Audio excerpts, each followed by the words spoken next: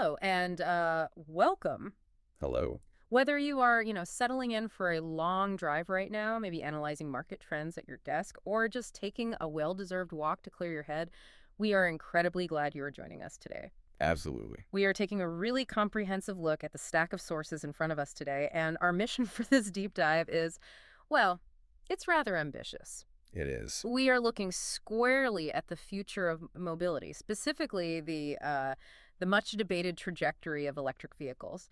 But to make any sense of where the automotive industry is actually heading, we have to pull back the curtain on a remarkably similar and heavily misunderstood technological revolution from the past. Right. We are basically going to map the future by dissecting history. Which is such a critical exercise, I think. Yeah. Because the present moment always feels entirely unique to the people living in it, right? Oh, completely. When we look at the friction surrounding emerging mobility tech today, the prevailing assumption out there is that these growing pains are unprecedented, like we've never been here before. Yeah, that this is some brand new crisis. Exactly. But the data we've compiled for you today paints a vastly different picture. The historical parallels we are about to explore reveal that technological adoption follows a surprisingly predictable behavioral economics model, one that completely ignores our current anxieties. Okay, let's unpack this, because if you are paying attention to the European automotive sector right now, you know that 2035 is positioned as this absolute watershed moment. The big deadline. Right. It is the date stamped on the calendar when zero-emission vehicles are mandated to dominate the market. Yet looking at the reality on the ground, that mandate can feel entirely disconnected from actual consumer behavior. Very disconnected. To ground this discussion, we really need to look at the hard data from Italy at the end of 2025. When the books close on 2025, electric cars held just a 6.2% market share in Italy. Which is a figure that immediately invites scrutiny.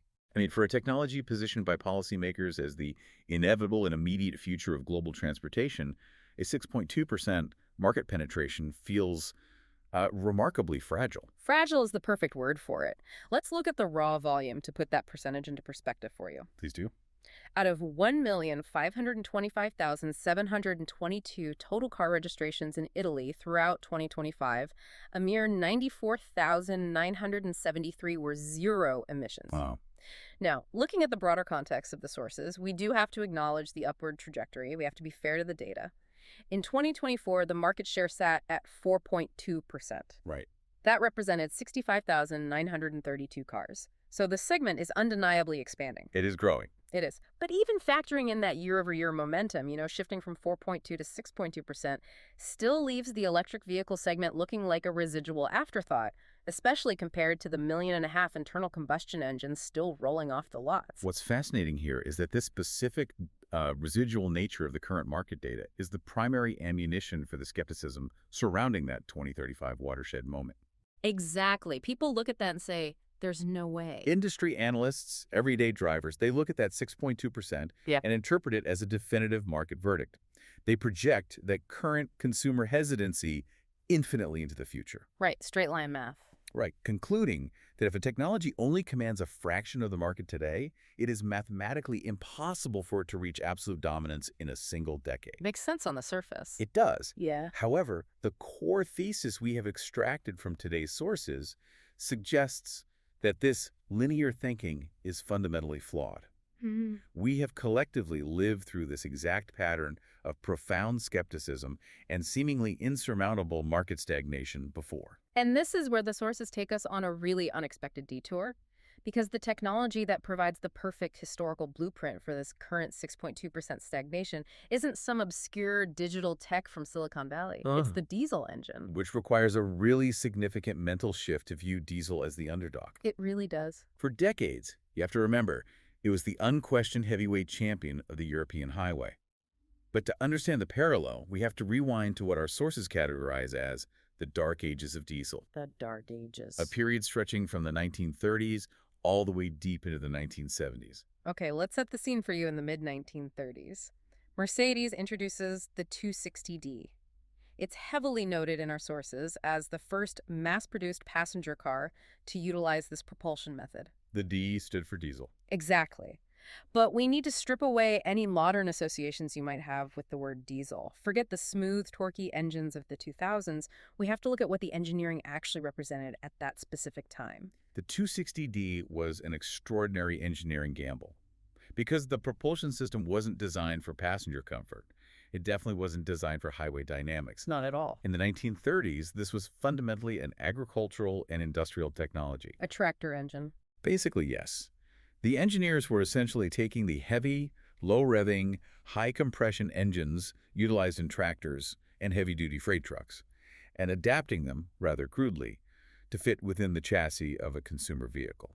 I try to imagine the sheer cognitive dissonance of the 1930s consumer experiencing that vehicle. Hmm. You are purchasing a passenger car from a premium manufacturer like Mercedes, Right. but the acoustic and vibrational reality when you turn the key is that you are commanding a piece of farming equipment. The whole car is probably shaking. Oh, completely rattling. The sources detailed just how severe these compromises were. These early iterations were staggeringly slow.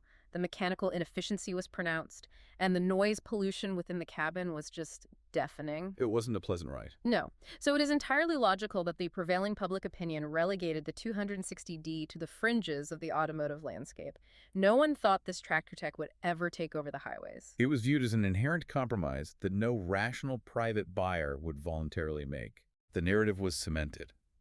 This was a stubborn, unrefined industrial application, completely unsuited for mainstream personal mobility. And the most crucial element to extract from the sources here is just how long that specific narrative persisted. This is the crazy part. It really is. Yeah. This wasn't a brief period of early adopter friction. If we trace the data forward to 1975, the market share for diesel-powered passenger cars in Europe sat at a meager 2%. Wait, let's really dwell on that timeline for a second because it is staggering. Oh. From the debut of the 260D in the mid-1930s to that 2% figure in 1975, that is a 4-decade runway. 40 years. 40 years of continuous mass production, iteration, and marketing, and the technology only managed to convince 2% of the market. Just 2 out of every 100 cars. Right. So if analysts today are looking at a 6.2% electric market share and declaring the technology a failure after barely a decade of serious mainstream production, I mean, the 40-year plateau of diesel at 2% should entirely rewrite how we calculate market momentum. That is the exact analytical pivot the sources demand we make today. A 40-year plateau strongly suggests a dead end. Sure. But market dynamics are rarely shifted by the technology spontaneously perfecting itself in a vacuum. Meaning it didn't just quietly get better until people liked it? No. The inflection point for diesel wasn't a sudden engineering epiphany. It was an abrupt macroeconomic shock. The 1970s oil crisis radically altered the equation. The external pressure completely redefined the value proposition for the consumer. When the geopolitical landscape fractured and fuel prices just skyrocketed overnight, the traditional metrics of automotive preference, things like smooth acceleration or a quiet cabin, they were instantly subordinated to the sheer cost of operation. Necessity forces an entirely different consumer calculus. The sources highlight that diesel fuel was substantially cheaper than gasoline during this crisis. Right. The economic pain at the pump reached a threshold where drivers were suddenly willing to tolerate the severe mechanical compromises of the diesel engine, simply to maintain their mobility without going bankrupt. They hated the car, but they loved the fuel receipt. Exactly. And we see that immediate shift in the data. From that rigid 2% baseline in 1975, the external economic pressure nudged the market share to 3% by 1980, and then up to 5% by 1985. But consider the underlying mechanism of that growth for a second. Those early 1980s buyers weren't purchasing diesel vehicles because they suddenly appreciated the agricultural acoustics No. or the sluggish performance. They were engaging in a distressed purchase. That's a good way to put it. They were adopting a technology they fundamentally disliked to solve an immediate economic problem. It is a profound historical lesson for you to keep in mind. Macroeconomic crises act as brutal accelerators for technological adoption, forcing consumers to embrace marginalized tech long before the engineering actually matures to meet their baseline desires. But relying on macroeconomic distress is a terrible long-term business model for an automaker. Oh, the worst. You can't build an industry on consumers grudgingly buying your product, but they have no other choice. No, eventually the crisis ends or they find an alternative. Right. And that brings us to the late 1970s, where the narrative pivots from grudging necessity to actual mechanical desirability. Here's where it gets really interesting. Because in 1978, the engineering finally catches up to the market opportunity. Mercedes introduces the very first turbodiesel passenger car. A massive milestone. Huge. Adding forced induction to this agricultural block completely rewrites the DNA of the engine. The integration of the turbocharger is perhaps the single most consequential engineering pivot in the history of internal combustion. Really? Oh, absolutely. Yeah. Prior to 1978, the entire marketing strategy for diesel rested on a single pillar, Hmm. operational economy. It was just cheaper to run. Right. But when automakers observed that 5% market share in 1985, they recognized a massive latent demand. They understood that if they could engineer away the performance penalty, that 5% could easily become 50%. Give people the economy without the sluggishness. Exactly. The turbocharger was the mechanism to close that painful performance gap. The application of forced induction solved the most glaring deficiency of the platform, which was the absolute lack of power. By forcing compressed air into the combustion chamber, they suddenly unlocked massive amounts of torque. So much torque. The sources emphasize how rapidly this transformed the landscape. By the early 1980s, the market was suddenly flush with supercharged diesel models. You had Mercedes pushing the envelope, but they were rapidly followed by manufacturers like Peugeot, Renault, and eventually the massive machinery of Volkswagen. The capital investment from those major players shifted the technology from the fringes of R&D to the absolute center of their strategic roadmaps. It was game time. The turbodiesel provided a completely novel driving dynamic. That immense low-end torque gave drivers a surge of acceleration that, in everyday driving conditions, actually felt superior to many comparable gasoline engines of the era It was actually fun to drive. for the first time. Consumers didn't have to choose between fuel economy and driving pleasure. They could finally have both. And the market response to that engineering breakthrough is nothing short of explosive. We noted the 5% share in 1985. But once the turbodiesel models really permeate the showrooms, the numbers go vertical. Vertically, right? By 1990, the market share triples to 14%. And by 1995, it surges to 22%. If we map that trajectory, the implications are profound. You have a technology that sat in a state of experimental stagnation for nearly 40 years. It's rotting at 2%. Then, fueled by an initial economic crisis and compounded by a major engineering breakthrough, it suddenly captures more than 1/5 of the entire European automotive market. It's wild. The 22% benchmark in 1995 proves that an historically stubborn, unrefined technology can rapidly evolve into a mainstream powerhouse once the engineering aligns with consumer desires. Which sets the stage for the absolute golden age. If the turbocharger made diesel an acceptable alternative, the next leap made it the undisputed standard. In 1997, the sources mark the dawn of the modern diesel era, with Fiat's introduction of the Common Rail fuel delivery system. Debuting in the Alfa Romeo 156 1.9 JTD. Yes, the Alfa Romeo. The Common Rail architecture represents a paradigm shift in how internal combustion is managed. How so? Break that down for the listener. Well, even with the addition of turbochargers in the 80s, earlier diesels still suffered from erratic fuel delivery. This perpetuated the rough idling and acoustic clatter that constantly reminded drivers of its industrial origins. It still sounded a bit like a tractor at stoplights. Exactly.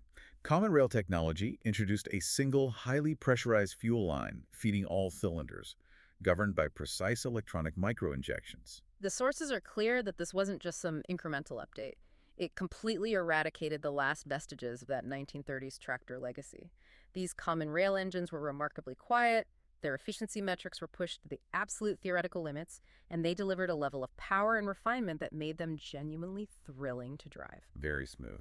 And the fact that this technology debuted in an Alfa Romeo, a brand entirely built on passionate driving dynamics, that proves that diesel had completely shed its utilitarian stigma. The resulting market dominance is one of the most remarkable corporate ascensions in modern industrial history. Their numbers are staggering. By the year 2000, diesel commanded a 32% market share. In 2005, it climbed to 47%. And in 2011, it reached its absolute zenith, capturing an astonishing 55% of the market. Over half. Over half of all new passenger vehicles sold were equipped with a technology that, just a few decades prior, was considered too loud and slow for anyone but a farmer to tolerate. It is the ultimate redemption arc. But the sources don't let us linger at that 2011 peak for long. Because as steep as the climb was from 1975 to 2011, the subsequent collapse is even more aggressive. If we connect this to the bigger picture, The descent of the diesel engine offers perhaps the most critical lesson for our current analysis of mobility trends. Okay. Following that 55% peak in 2011, we see a slight erosion to 52% by 2015. But then the floor completely gives way. It just drops out. The market share plummets to 29% in 2020. And by the time we arrive at the 2025 data, diesel has been decimated, holding a mere 8 to 9% of the market. But wait, this is where we have to heavily interrogate the text. Because a drop from 55% to single digits in just over a decade suggests a massive fundamental failure of the product itself. Right. Did the common rail system suddenly stop working? Did consumers organically decide they no longer enjoyed the torque and efficiency? I mean, what happened? That is the crucial distinction the data demands we make. The engineering did not fail. The engines were fine. Better than fine. Yeah. In fact, the common rail diesel engines rolling off assembly lines in 2025 represent the absolute pinnacle of internal combustion refinement. The mechanical superiority of the technology was never in question. The sources explicitly state that the reasons for this catastrophic decline were strictly external to the technology itself. So we are looking at a scenario where a mechanically flawless product is systematically dismantled by forces entirely outside of the engine bay. We are talking about severe shifts in legislative frameworks, drastic changes in urban zoning regarding emissions, and a complete rewiring of global consumer sentiment regarding environmental impact. Precisely the point. The market reality for a technology is not dictated purely by the quality of its engineering or the efficiency of its operation. External forces, whether they are geopolitical crises, shifting regulatory landscapes, or evolving cultural priorities, they can construct or deconstruct an empire overnight. Diesel wasn't out-engineered, it was outmaneuvered by the shifting external realities of the 21st century. It was. Which brings us to the core reason we are spending so much time analyzing fuel injection systems from the 1990s. We are detailing this massive arc for a marginalized technology struggling for decades, achieving a sudden engineering breakthrough, achieving total market dominance, and then facing severe external pressures because the parallels to the current electric vehicle landscape are just unavoidable. The structural similarities are profound, starting right with the origins of the technology. The current discourse surrounding battery electric vehicles often frames them as a novel disruption, a product born from the modern tech sector ethos. Yeah, like it was invented in California 10 years ago. Right. But a historical audit completely shatters that assumption. This was the most jarring revelation in the stack of research for me. The electric car isn't a byproduct of the modern lithium-ion era. The technology was actually conceptualized and physically invented in the second half of the 1800s. The 19th century. We are talking about the 19th century. That is mind-blowing. Which forces a very uncomfortable question for automotive historians. If the fundamental concept of electric propulsion was viable in the late 1800s, why did the internal combustion engine monopolize the 20th century? Right. Why did it take 100 years? Why was the electric vehicle sidelined for over a century? The answer perfectly mirrors the early struggles of the Mercedes 260D. The underlying mechanism was sound, but the supporting technology was paralyzingly backward. The bottleneck was entirely chemical. The sources detail that for over a century, engineers were entirely restricted to lead acid or later nickel metal hydride batteries. And trying to power a dynamic passenger vehicle with that chemistry is just an exercise in futility. It is. These battery packs were astronomically heavy, they were physically massive, and they offered dismal energy transfer rates. The physics of early battery tech created an inescapable trap. To achieve any usable range, you had to add more lead-acid batteries. Naturally. But adding more batteries increased the overall mass of the vehicle so significantly that it required exponentially more energy just to move its own weight. Yeah. Which in turn destroyed the efficiency you were trying to gain in the first place. It's like trying to carry enough fuel for a fire, but the fuel is made of solid stone. You're just exhausting yourself. That's a great analogy. This physical limitation relegated electric propulsion to highly specific low-speed, low-range applications. Think industrial carts on factory floors or local milk delivery vehicles. Right. It was the exact same utilitarian purgatory that early agricultural diesel engines sangered in. So the technology languishes in the shadows for a century. But just as diesel had its turbocharger moment in 1978, the electric vehicle experiences a massive paradigm-shifting breakthrough. And according to the sources, that turbo diesel moment for EVs arrives between 2008 and 2013. Driven entirely by the commercialization of the lithium-ion battery in the automotive space. The deployment of lithium-ion chemistry fundamentally altered the physics of electric mobility, didn't it? Completely. We have to look at the 2008 Tesla Roadster, which the sources identify as the pivotal vanguard here. It was the first mass-produced vehicle to utilize a lithium-ion architecture, and it proved that the century-old weight-to-power trap could finally be broken. But let's look closely at why lithium-ion was the catalyst. It wasn't just a marginal improvement over lead acid. It was a completely different operating reality. Very different. The higher energy density of lithium-ion meant engineers could pack drastically more kinetic potential into a significantly smaller and lighter physical footprint.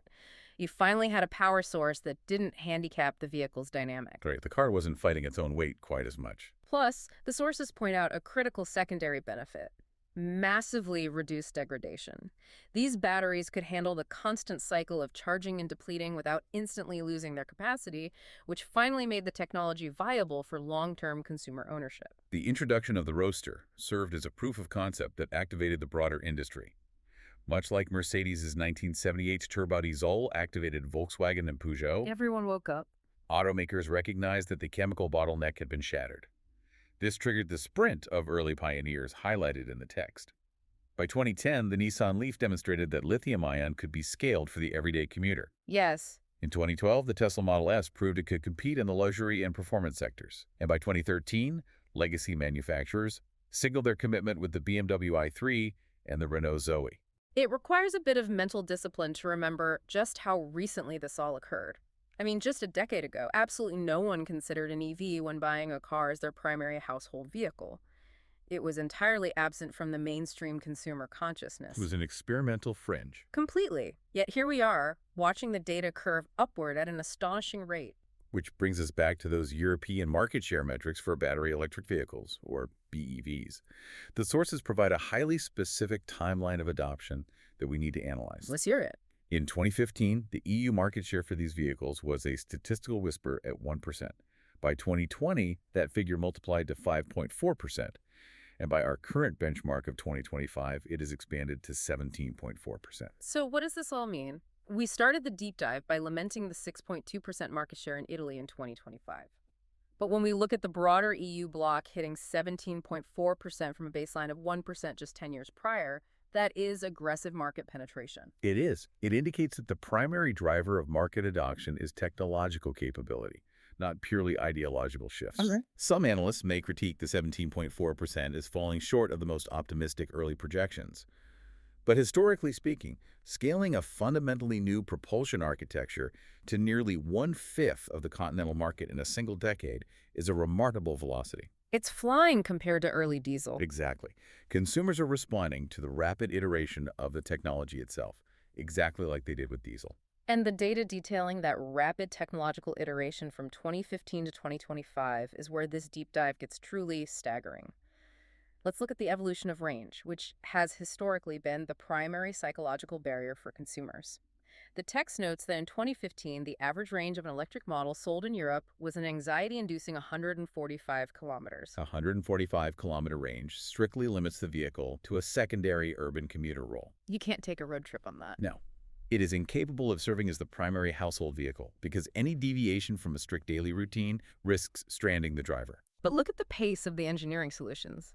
From that 145-kilometer baseline in 2015, the average range pushed to 200 kilometers by 2017. By 2020, it leapt to 310 kilometers. In 2023, the industry breached the 400-kilometer mark. And by 2025, the average new model offers a highly capable 450 kilometers of range. Amazing. The industry essentially tripled the endurance of the technology in exactly 10 years. That tripling of range completely rewrites the consumer psychology. A 450-kilometer capacity absorbs the unpredictability of daily life. However, range alone doesn't solve the adoption equation. No, you still have to fill it up. The efficiency of replenishing that range is equally critical, which requires us to analyze the charging infrastructure data. The charging parametrics perfectly mirror the advancements in the batteries themselves. In 2015, the standard charging power across Europe was roughly 50 kilowatts. By 2020, the infrastructure and vehicle receivers upgraded to an average of 115 kilowatts. And by 2025, the standard has soared past the 200 kilowatt threshold. To contextualize those technical figures, we have to apply them to human behavior. The sources helpfully translate these kilowatt metrics into what we might call the coffee break metric. I love this metric. It's very relatable. It's the actual physical time a human being is forced to tether their vehicle to a charging station to achieve a functional state of charge, typically measured from 10% capacity up to 80%. And back in 2015, with that 50 kilowatt limit, the human cost was massive. Replenishing a battery from 10% to 80% required drivers to wait anywhere from 45 to 60 minutes. An hour. That is a massive friction point. Asking a consumer accustomed to a 3-minute interaction at a gas pump to suddenly surrender an hour of their day just to continue their journey, that is an almost insurmountable barrier to mass adoption. It was an unacceptable compromise for the mainstream market. But the application of that 200-plus kilowatt capability in 2025 has systematically dismantled that barrier. That identical 10% to 80% charging cycle now requires only 15 to 20 minutes. It completely normalizes the experience. You plug the vehicle in, walk into the service station, use the facilities, purchase a coffee, and by the time you return to the vehicle, the hardware is ready to resume highway speeds. The technological hurdles are being systematically eliminated. And this rapid dismantling of barriers forces us to look forward. The sources don't just provide historical context. They offer highly data-driven projections for the next decade. If we extrapolate the current rate of engineering advancement, the near future looks fundamentally different from the present. Imagine this with us based on these conservative estimates. Let's lay out the forecast for 2030 based on these sources. Within just a few years, the average range is projected to hit 600 kilometers. The standard charging power is expected to leap to a massive 300 to 320 kilowatts, and that critical time at the charger, it will consistently drop to a mere 15 minutes. And if we extend our horizon to 2035, the exact year that has generated so much current skepticism and regulatory anxiety, the engineering projections suggest a landscape where the current friction points are entirely obsolete. Completely gone. By 2035, the industry anticipates average ranges of 700 kilometers. The charging architecture will be capable of delivering 400 to 420 kilowatts, and the time spent tethered to a station will be compressed to barely 10 minutes. 10 minutes. You barely have time to stretch your legs before the car has absorbed enough energy to drive another 700 kilometers. It's a completely different paradigm. But wait, we need to stress test this trajectory for you. If the technology actually hits those parameters by 2035, how does that fundamentally alter the market share dynamics we discussed at the very beginning of this deep dive? This raises an important question regarding market tipping points. When the operational capability of a technology equals or exceeds the legacy alternative, the consumer calculus shifts dramatically. Sure. The sources detail a convergence of several massive factors. You have this exponentially increasing range and charging velocity. You have the corresponding expansion of the physical charging infrastructure across the continent. You have a massive proliferation of models across every segment, from subcompacts to heavy utility vehicles. Options for everyone. Exactly.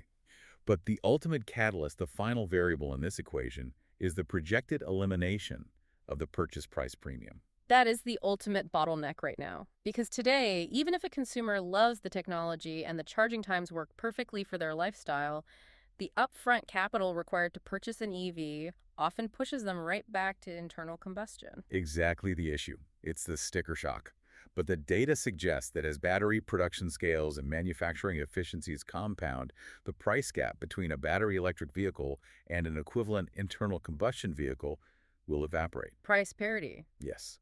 When a consumer walks into a dealership and a 700-kilometer EV that charges in 10 minutes costs the exact same amount as a legacy gasoline vehicle, the historical resistance instantly crumbles. The sources are remarkably confident about the result of this convergence. The text concludes that based purely on these compounding technological and economic factors, battery electric vehicles should comfortably capture a 50% market share around the year 2030. And we must emphasize the most critical nuance of that 50% projection. It is modeled entirely independent of the European 2035 mandate. Say that again, because that's huge. It is entirely independent of European regulations. Oh. The analysis suggests that even if lawmakers completely abandoned their zero-emission targets tomorrow, if they just ripped up the legislation, the sheer momentum of the engineering advancements and the equalization of costs would propel the technology to market dominance on its own inherent merits. Just as the turbo diesel conquered the 1990s without government mandates forcing drivers to bung them. Precisely. The EV is projected to conquer the 2030s simply by becoming the superior product. We are witnessing a profound cultural shift in real time. We are watching this technology transition from the fringes to the center. Just think about the cultural perception of the electric car over the last 2 decades. It's very niche. It was highly exoticized. It was viewed as a lifestyle statement for Silicon Valley early adopters or hardline environmental advocates. It was a novelty. But today, representing nearly 1 in 5 new cars sold in Europe, it is a concrete, pragmatic alternative. In another 10 years, the concept of an electric car won't be exotic. It won't be a political statement. It will simply be the default definition of a car. It is moving from nerd to normal. It is the inevitable normalization of disruptive technology. The text prudently notes that battery electric might not become the absolute singular solution on the market. Right, assuming regulatory frameworks remain open to alternatives like synthetic fuels or hydrogen. Yes, but it will absolutely shed the current aura of skepticism. We have to recalibrate our expectations based on this historical evidence. The protracted struggles of the 1930s diesel engines and the heavy, inefficient batteries of the 1800s prove that early technological awkwardness has absolutely no bearing on final market dominance. None at all. History proves that when capital, engineering, and consumer necessity align, systemic change is inevitable. The diesel engine proved to us that absolutely anything is possible. I think that synthesis perfectly anchors everything we have discussed today. History truly is the ultimate blueprint. And it leaves me with the final, slightly provocative thought that I want to offer you, our listener, to mull over as you go about the rest of your day. Let's hear it. If a heavily compromised, deafeningly loud agricultural engine from the 1930s and a hopelessly heavy, inefficient chemical battery conceptualized in the 1800s can both quietly iterate in the background for decades before suddenly exploding into absolute global dominance. What entirely dismissed, heavily mocked, or seemingly marginal technology sitting in our world right now is quietly preparing to be the absolute, unquestioned normal of 2050. What are we laughing at today that our children won't be able to live without? That is precisely the kind of historical humility this data should instill in all of us. It really changes how you look at the headlines, doesn't it? Well, we have reached the end of our deep dive for today. I want to take a moment to sincerely thank you for joining us. We know how busy your schedule is, and the fact that you chose to spend this time with us, diving deep into the history of combustion engines and the future of battery chemistry, means the absolute world to us. Telling these stories clearly, finding the fun in the data, and exploring these shifts with you is why we do this. Thank you so much for listening. Thank you for learning alongside us, and we absolutely cannot wait to unpack the next topic with you. Stay curious.